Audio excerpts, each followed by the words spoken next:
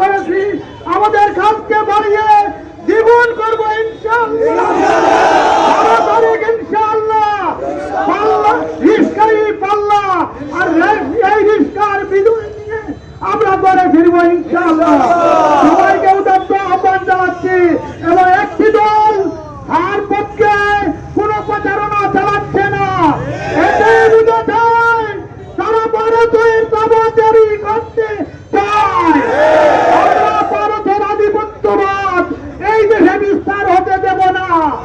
ইনশাআল্লাহ ইসলামের বিজয় হবে, রিস্কার বিজয় হবে, সাইদ আল্লাহর বিজয় হবে, মৌলানা মামুনুল হকের বিজয় হবে, ডক্টর শফিকুর রহমানের বিজয় ইনশাআল্লাহ হবে।